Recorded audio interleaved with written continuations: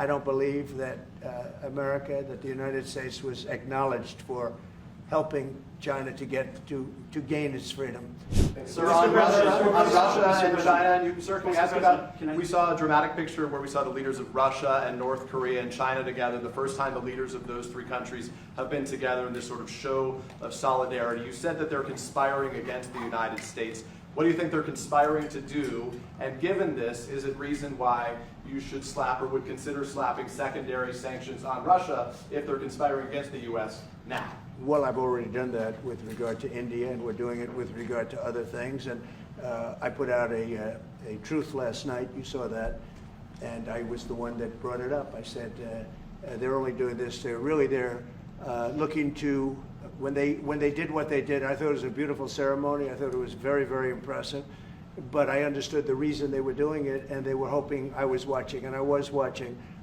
My relationship with all of them is very good. We're going to find out how good it is over the next week or two. I think that we helped China very much, as you know, when they talk about freedom. And I don't believe that, and maybe I'm wrong, I hope I'm wrong, but I don't believe that America, that the United States was acknowledged for helping China to gain its freedom. But perhaps that was just that was a sleight of hand. I mean, I was very surprised. I watched the speech last night. President Xi's a friend of mine, but I thought that the United States should have been mentioned last night during that speech because we helped China very, very much.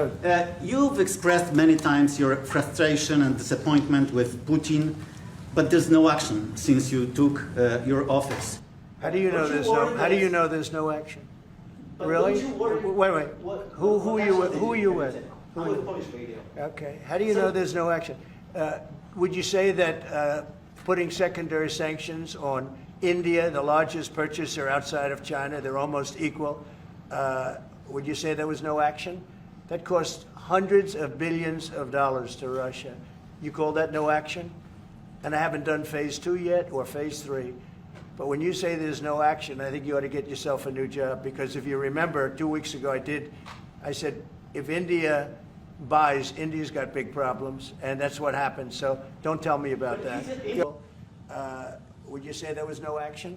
That cost hundreds of billions of dollars to Russia. When do you make a decision on Ukraine, Mr. President? Mr. President, I have no message to President Putin. He knows where I stand, and he'll make a decision one way or the other. Whatever his decision is, we'll either be happy about it or unhappy. And if we're unhappy about it, you'll see things happen. You gave Vladimir Putin a 2-week deadline to agree to talks with Volodymyr Zelensky.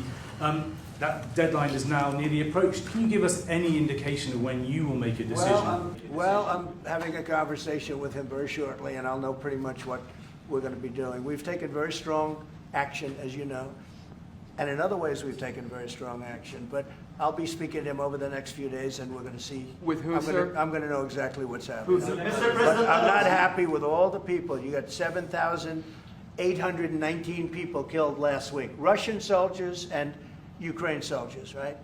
Not American soldiers, not soldiers from Poland, but they're human beings, they're souls. They have parents, they wave goodbye to their parents, and their parents never see them again. That's the end of them. Over a stupid war, and I want to see it stopped.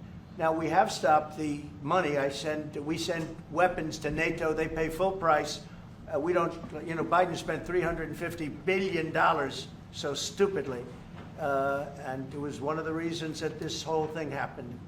A big reason this war happened was sitting right in these chairs, this one in particular. So I will tell you that I think we're going to have a good solution, but they're losing soldiers at levels that nobody has seen since the Second World War.